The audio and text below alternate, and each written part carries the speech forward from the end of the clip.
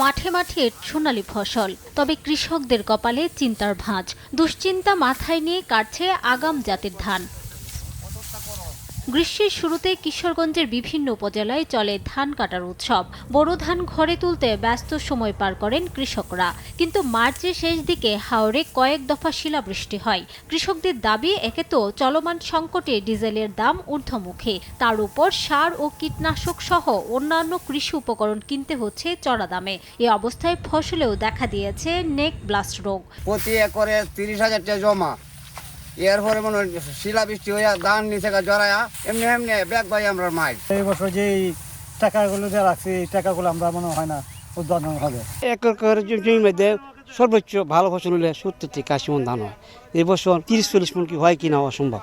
সরকারের কাছে আমরা বলি কৃষকের দিকে একটু নজর দেয়। তবে কৃষি বিভাগ দিল আশ্বাসের সুর, কোনো প্রভাব ফেলবে না উৎপাদনে, উল্টো বাম্পার ফলনের কথা জানিয়েছে কৃষি সম্প্রসারণ অধিদপ্তর। আমাদের লক্ষ্যমাত্রার চেয়ে অনেক বেশি পরিমাণ ধান উৎপন্ন হয়ে থাকে। আশা করছি এবছরও সামান্য ক্ষয়ক্ষতির পরেও লক্ষ্যমাত্রা ছাড়িয়ে যাবে ইনশাল্লাহ। চলতি মৌসুমে কিশোরগঞ্জের 13টি উপজেলায় 1,68,262 হেক্টর জমিতে বোরো ধানের আবাদ হয়েছে, আর উৎপাদনের লক্ষ্যমাত্রা ধরা হয়েছে প্রায় 11 লাখ মেট্রিক টন। সময় সংবাদ, কিশোরগঞ্জ।